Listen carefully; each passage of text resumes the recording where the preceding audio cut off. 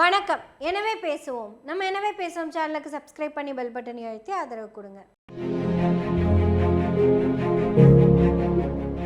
வணக்கம் சௌகத்ஜி, நல்லா செத்தீங்களா?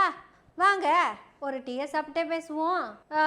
Please say about your death அனுபவம். ஏன்னா நீங்கள் செத்து 5-6 வருஷம் ஆச்சு. எப்படி செத்தீங்கன்னு சொல்லுங்கள். அந்த இன்ட்ரெஸ்டிங் ஸ்டோரி கேட்கணும்னு ஆசைப்பட்றேன். நீங்கள் கூட நினைப்பீங்க செத்தவங்க வந்து பேசுவாங்களா அப்படின்னு. அதுக்கு அவங்க செத்தா தானே, அவங்களாம் உயிரோடு தான் இருக்காங்க. இந்த ராகுல் காந்தி கூட பேசுனாங்கல்ல டீ குடிச்சிட்டே, அவங்கள தான் பற்றி பேச போகிறோம். நம்ம கான்செப்ட் படி போவோம். அதான் 5 டீ இருக்குல்ல, யார் அது புது பாடி, அதுவும் காலியான டம்ளர் உள்ள வந்துருக்குது. ஓஹோ, கேமரா வேனோடதா? ஏன்பா இவ்வளோ ஸ்பீடாவா குடிக்கிறது டீயை? இப்போ நான் தான் பிஜேபியால் கொல்லப்பட்ட அவர். அப்பெல்லாம் நாங்கள் சின்ன வயசாக இருக்கும் போதுங்கோ ஒருத்தரும் இல்லைங்கோ, நல்லா தான் இருந்தோமுங்கோ. திடுத்துப்புன்னு ஒரு ஷாஃப்ரான் கலர் வந்துங்கோ எங்ககிட்டயெல்லாம் நல்லா தாங்க பேசுச்சு. நம்மெல்லாம் ஒரே சந்து, நாம இருக்கிறது எல்லாமே ஒரே சந்து. அதோ அந்த லீம் இருக்கார்ல, அந்த லீமு தான் நமக்கு பிரச்சனை. போய் முசுன்னு குத்திட்டு வந்துருங்க. இந்த தவறு இருக்கார்ல, தவறு இப்போ வேண்டாம், இந்த லீமை முடிச்சுட்டு தவறுக்கு வந்துடலாம் அப்படின்னு எல்லாம் பேசுனதும் எங்களுக்கும் சந்தோஷமாச்சு. நாங்களும் அவங்க பேச்செல்லாம் கேட்டு லீமு மேலேயே குத்துனோமுங்கோ. அப்புறம் பார்த்தா திடுதுப்புன்னு எங்களுக்கு கொஞ்சம் அறிவு வந்துருச்சு, இந்த 6 பேத்துக்கு மட்டும். உடனே எங்களை கொன்னே போட்டாங்க. நான் அவங்களுக்கு ஓட்டு போடுற வரைக்கும் உயிரோடு இருந்தேன். டாக்குமெண்ட்ல உயிரோட இருந்தேன். இப்போ பாருங்க, ஓட்டு போட மாட்டேன்னு தெரிஞ்ச உடனேயும் என்னையே கொன்னுட்டாங்க. நான் மட்டுமா? தோ அவரு, இந்த இவரு, இந்த அங்க நிக்கிறவரு, ஏன் தேஜஸ்விக்கே ஓட்டு இல்லை. நல்ல வேலை அவரை கொல்ல முடியல. அவர் அப்பப்போ டிவியில் வர்றதுனால, நாங்கள்லாம் டிவியில் வராததுனால எங்களை சுலபமாக கொண்டுட்டாங்க. இப்போ இந்த ராகுல் காந்தியோட புண்ணியத்தினால மீண்டும் ஒரு மறுபிறவி எடுத்து பிறந்திருக்கிறேன். Wow, what a interesting story. இப்போ ராகுல் பேசுகிறாரு. இது நல்லா இருக்கு. அடுத்தது உங்கள் ஸ்டோரி சொல்லுங்க பார்க்கலாம். நல்லா இருக்கும்னு நினைக்கிறேன். என்னஜி எங்களை ரொம்ப டென்ஷன் ஆக்குறீங்க. யாரு நீங்கள்?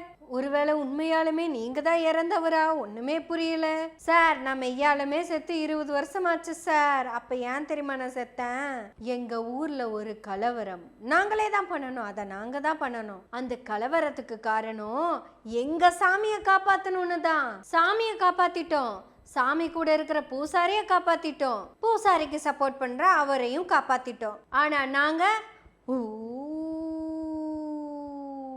இப்ப திருப்பி என்ன வர வச்சிருக்கிறாங்க. வந்து அன்னைக்கு நான் சப்போர்ட் பண்ண அந்த பூசாரியையும் இவங்களையும் நான் தான் காப்பாத்தணுமாமா. எப்படி தெரியுமா? ஒரு விரல் புரட்சி செய்து அன்னைக்கு கையில கத்திய கொடுத்து புரட்சி பண்ணி செத்து போக சொன்னாங்க. இன்னைக்கு ஒரு விரல் புரட்சி பண்ணணும்னு ஒரு விரல்ல மை வைக்கிறதுக்கு கூப்பிட்டுருக்காங்க. நான் மீண்டும் பிறவி எடுத்து வந்திருக்கிறேன். ஜெய் மகிழ்மதி. ஆனா இந்த தடவை நான் கண்டிப்பா ஓட்டு போட மாட்டேன். அப்படி நான் ஓட்டு போட்டேன்னா இந்தியாவே இப்படி ஆயிரும். ஒருவேளை அவங்க சொன்னதுக்கு மாறா நான் ஓட்டு போட்டா மட்டும்தான் இந்தியா இப்படி மாறும். எஸ், அதுக்காக தான் நான் இந்த வேலைகளை செஞ்சுட்டு இருக்கேன். கேமராமேன் வேலையை கரெக்டாக பார்த்துட்டீங்கன்னு நினைக்கிறேன். Wow, another interesting story. G நீங்க சொல்லுங்க, உங்களோட கதை என்னாச்சு? நம்மளுக்கு கதையெல்லாம் ஒன்றும் இல்லை ஜி. படிக்கல, வேலை இல்லை, தாழ்த்தப்பட்டவன். நம்மளுக்கே எல்லாம் தண்ணி தொடுறதுக்கே பகவான் புண்ணியம் செய்ய இல்லை. நம்மளுக்கே அந்த தண்ணியை தொட்டு பார்க்குறான், பகவான் வேண்டான்னு சொல்றான். நம்மள் இப்படியே இருக்கிறான். நம்மள் யாரு தெரியுமா? The son of Hari. Gandhi says that we are Hari's son, but we never allow Hari to touch the water. நம்மளுக்கே ஸ்கூல் படிக்கலே, நான் வேலை இல்லை. நம்ம சோட்டா பச்சா தமிழ்நாடுமே போயிட்டான். தமிழ்நாடு மேலே ஆட்சி நடக்குது. ஒன் மிஸ்டர் ஸ்டாலின்ஜி ஆட்சி நடக்குது. ஓ ராகுல்ஜி, யுவர் ஓன் பிரதர் ஆட்சி நல்லா நடக்குது. அங்கே வேலை வாய்ப்பு நல்லா இருக்குது. நம்ம பேட்டி பச்சா எல்லாம் அங்கே போயிட்டான். அங்கே போறான், சம்பளம் வாங்குறான், நமக்கு பைசா அனுப்புறான். நம்ம இங்கே இடம் வாங்குறான், வீடு கட்ட ஆரம்பிக்கிறான். இது எனது இந்தியா, எனது உரிமை அப்படியெல்லாம் பேசணும்னு ஆசைப்படுறான். ஆனா நம்மளுக்கே ஓட்டே இல்லைன்னு சொல்லிட்டான். நம்மளே கொன்னே போட்டான். எங்கேடா டாக்குமெண்ட்னு கேட்டா நீ உயிரோட இல்லை, செத்து போயிட்டான் நம்மகிட்டே சொல்றான். நம்ம சொல்றான் இல்லை நான் உயிரோட இருக்கிறான், நான் உயிரோட வர்றேன், ஓட்டு போடுறேன்னு சொல்றேன். சார் சொல்லிட்டான் அப்படிங்கிறான். யார் அந்த சாருன்னு கேட்டா எஸ்ஐஆர்னு சொல்றான். எஸ்ஐஆர் சொல்லிட்டான், நும்மல் செத்துட்டான். அதனால நம்மளுக்கே ஓட்டு போடுற வர வேலை இல்லைன்னு சொல்றான். நம்மளுக்கே ராகுல் காந்தி கோர்ட் மேலே கேஸ் கொடுக்கறான் நம்ம ஓட்டுக்காக வேண்டி. ராகுல் காந்தி நம்மளுக்கே ஓட்டு வாங்கி தரான், நம்மளுக்கே ஓட்டு போடுறான். இப்படியெல்லாம் பேசணும்னு ஆசைதான், என்ன பண்றது? டிஆரி போச்சு. இருங்க, ராகுல் காந்தி டீயாவது எடுத்து குடிக்கிறேன். ஆக்சுவலாக நம்ம இந்தியாவுக்கு என்னதான் பிரச்சனைன்னு தெரியலங்க. இந்த இசிஐயை சொல்கிறேன். இசிஐக்கும் மக்களுக்கும் ஏதாவது சம்மந்தம் இருக்கா? நீ மக்களில் ஒருத்தன் ஏதோ படிச்சுட்டேங்கிறதுக்கு வேண்டி வேலை செய்ய வந்திருக்கிற. உன் வேலை என்ன? இப்போ காங்கிரஸ் ஆட்சிக்கு வந்தா உனக்கு வேலை இல்லைன்னா சொல்ல போகிறாங்க. உனக்கு எப்படி யார் ஆட்சிக்கு வந்தாலும் 58 56 வயசு வரைக்கும் காசு சம்பளம் வாங்கிக்கிட்டே தான் இருக்க போற. அதுக்கப்புறம் வீட்டில் போய் உட்காந்துக்கிட்டு பென்ஷனும் வாங்கிக்கிட்டு தான் இருக்க போற. உனக்கு என்ன பிரச்சனை? நாங்கள் டிசைட் பண்ணிக்கிற பிஎம் யாருன்னு. உனக்கு அதில் என்ன பிரச்சனைன்னு சொல்லு. இப்போ மோடி ஆட்சிக்கு வந்தாருன்னா உனக்கு என்ன பண்ண போறாருன்னு சொல்லு. இப்படியே மோடி ஆட்சிக்கு வந்தாருன்னு வச்சுக்குவேன், உனக்கு சம்பளம் தரதுக்கு கூட எங்ககிட்ட காசு இருக்காது. ஏன்னா நாங்கள் ஜிஎஸ்டின்னு ஜிஎஸ்டி மட்டும் கிடையாது, பல வகைகளில் எங்களோட எல்லா காசும் கொடுத்துக்கிட்டே தான் இருக்கோம். இந்த கார் எடுத்துக்கிட்டு ஊருக்கு போனோம், மறிச்சு பிடுங்கி போட்டாங்கல்ல காசை. போறதுக்கு 80 ரூபா, வர்றதுக்கு 80 ரூபாவாம். ஏது வெறும் 30 கிலோமீட்டர் அந்த பக்கம் போயிட்டு வர்றதுக்கு. ஆட இன்னும் ஒரு 1 கிலோமீட்டர் கூட இல்லை எனக்கு, நான் பாதியிலே திரும்பிடுவேன்னா நீ எத்தனை கிலோமீட்டர் போனா எனக்கு என்ன? நீ கட்ட வந்துட்டு கட்டிட்டு அப்புறம் வண்டி எடுங்கிறான். என்னங்க மிஸ்டர் இசிஐ? சரி, அடுத்தது நீங்கள் யாரை கொன்னீங்கன்னு பார்ப்போம். பார்த்துடலாமா? இதை கொஞ்சம் டிஃப்ரெண்ட்டாக சாகடிப்போம். அடுத்தது யார் அப்படின்னு முடிவு பண்ணி சொல்லுங்கள். நீங்கள் 2 பேர் தான் பேலன்ஸ். வாங்க, நீங்கள் சொல்லுங்கள் கதையை. நான் யாருன்னு கேட்குறீங்களா?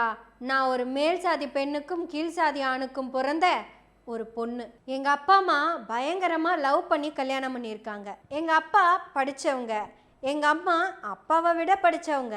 எங்கள் அம்மாவுக்கு 21 வயசு இருக்கும்போது எங்கள் அப்பாவை கல்யாணம் பண்ணிக்கலான்னு முடிவு பண்ணி வீட்டை விட்டு வந்துட்டாங்க. 2 பேரும் கண்காணாத இடத்துல சந்தோஷமாக வாழ்க்கை நடத்திட்டு இருந்திருக்காங்க. இப்போ நான் டீ குடிக்கிறதுக்கு உயிரோடு இருக்கிறேன்னு நினைக்கிறீங்களா? நான் உயிரோட இல்லை. இந்த கொலையை இசிஐ பண்ணலை, இந்த சமூகம் தான் பண்ணியிருக்கு. நான் மட்டும்தான் செத்தேன்னு நினைக்கிறீங்களா? நான் கூட இப்போ தான் செத்தேன். எங்கள் அப்பா கூட பிறந்த அண்ணன் தம்பிங்க அவங்கெல்லாம் செத்து 10 வருஷமாச்சு. கல்யாணம் முடிஞ்ச அடுத்த நாளே அவங்கெல்லாம் செத்துட்டாங்க. அவங்கெல்லாம் செத்துட்டாங்கன்னு எங்கள் அப்பாவுக்கு தெரிஞ்சு எங்கள் அப்பா அங்கே போயிருந்தா எங்கள் அப்பாவும் அப்போவே செத்துருப்பாரு. தப்பாக சொல்லிட்டேன், எங்கள் அம்மாவோட புருஷன் செத்துருப்பாங்க. அப்போ தான் நான் வந்திருக்கவே மாட்டேன்ல. அப்புறம் எப்படி அவர் எனக்கு அப்பாவும் இவங்க அம்மாவும் ஆவாங்க? அதுக்கப்புறம் கண்காணாத இடத்துல ரொம்ப சந்தோஷமாக 5 வருஷம் வாழ்ந்தாங்க. திடுதிப்புன்னு ஒரு கும்பல் நேராக அங்கே வந்து இறங்குச்சு, இசிஐ மாதிரி. ஒரு கேள்வியும் கேட்கல. நீயா கரு வறுத்துருங்க அப்படின்னு சொன்னாங்க. அப்படி குடும்பமாக மொத்தமாக போயிட்டோம். நானும் தான் போனேன். இப்போ ஏன் வந்திருக்கேன்னு கேட்குறீங்களா? இப்போ எனக்கு 18 வயசு ஆச்சாமா. அதனால அந்த கட்சிக்கு ஓட்டு போட சொல்லி என்ன உயிரோட கூட்டிட்டு வந்திருக்கிறாங்க.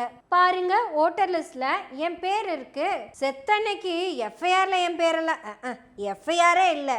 ஆனா இப்ப பாருங்க, ஓட்டர் லிஸ்ட்ல என் பேர் இருக்குதுங்க. மேல இருக்கிறது எங்க அப்பா, கீழே இருக்கிறது எங்க அம்மா. நாங்கள் 3 பேரும் இப்போ உயிரோடு வந்து இவங்களுக்கு ஓட்டு போடணுமுங்க. ஆட சொன்னால் நம்ப மாட்டீங்க, போன எலெக்ஷன்லேயே நாங்கள் உயிரோடு இல்லாமலே ஓட்டு போட்டோம். என்னால் அந்த எலெக்ஷனில் ஓட்டு போட முடியல, நான் மேஜர் ஆகலை, அதனால என்னால் போட முடியல. ஆனால் இந்த எலெக்ஷனில் நான் செத்ததுக்கப்புறம் ஓட்டு போட போகிறேன். அது இந்த பிண ஓட்டு தான். பிண அரசியலுக்கு பிணங்கள் தானே ஓட்டு போடணும். What a tragedy. சாரிம்மா, இந்த சமூகத்தை நான் மாற்றணும், கண்டிப்பாக மாற்றுவேன். லாஸ்ட்டாக ஒருத்தர் இருக்காரு, அவர் யாருன்னு கேட்டுடலாமா? யார் நான்? நான் யாரு? நான் தான் சிஎம், நான் தான் பிஎம், நான் தான் கல்வி அமைச்சர். நான் தான் சீமான். தமிழ்நாட்டுக்கு சிஎம் இல்லை, இந்தியாவுக்கு சிஎம் இல்லை, அமெரிக்காவுக்கு சிஎம் இல்லை, ஜெர்மனுக்கு சிஎம் இல்லை, அதுக்கே நான் தான் சிஎம். எனக்கு இப்பெல்லாம் எதுவுமே ஞாபகம் இருக்க மாட்டேங்குதுங்க. யார் கேட்டாலும் என்னை பைத்தியம்னே சொல்றாங்க. ஆனா இசிஐ மட்டும்தான் நான் உயிரோட பைத்தியம் இல்லாம இருக்கிறேன்னு சொன்ன ஒரே டிபார்ட்மெண்ட். அது என்ன சொல்லுதுன்னா, என்னையும் யாருக்கோ ஓட்டு போட சொல்லுதுங்க. அது சொல்லுது, ஏ பைத்தியக்காரா வந்து பாஜகவுக்கு ஓட்டு போடுன்னு சொல்லுது. டப்புன்னு தலையில யாரோ அடிச்ச மாதிரி இருந்துச்சுங்க. பைத்தியம் தெளிஞ்சிருச்சுங்க. உண்மையாலுமே பைத்தியம் தெளிஞ்சிருச்சு. ஒரு பைத்தியக்காரன் கூட பாஜகவுக்கு ஓட்டு போட மாட்டான்னு மக்களுக்கு எப்போ தெரிய போகுதுன்னு தெரியல. எங்களுக்கு தெரிஞ்ச வரைக்கும் இசிஐ அப்படின்னா எலெக்ஷன் கமிஷன். ஆனால் நீங்கள் உயிரோடு இருக்கிறவரை கொல்றீங்க, கொன்னவங்கள உயிரோட கொண்டு வரீங்க. நீங்க என்ன எலெக்ஷன் கமிஷனா இல்லை யமன் கமிஷனா? இந்த வேலையெல்லாம் பார்த்துட்டு இருக்கிறீங்க. உங்களுக்கு கொடுக்கப்பட்ட வேலையை மட்டும் பாருங்க. இத்தனை வேலையெல்லாம் பார்க்க வேணாம். நாங்க வந்து ஓட்டு போடுறோம், அது எங்க ஓட்டு, நாங்க போடுறோம். முடிஞ்சா எண்ணி சொல்லு, இல்லைன்னா எப்படியோ போ. அதுக்காக எங்களையெல்லாம் கொன்று புதைச்சு உயிரோட கொண்டு வந்து என்ன பண்ண போற? உண்மையாலுமே இந்த விஷயத்த ராகுல் மட்டும் பேசிக்கிட்டே இருந்தா பத்தாது, இந்தியாவில் இருக்கிற ஒவ்வொருத்தங்களும் பேசணும். எனவே பேசுவோம், கண்டிப்பாக பேசுவோம், பேசுவோம். எனவே பேசுவோம் நாள்தோறும். உங்களுடைய ஆதரவுகளை நன்றிகளோடு எதிர்பார்த்து கொண்டிருக்கிறோம். நன்றி, வணக்கம்.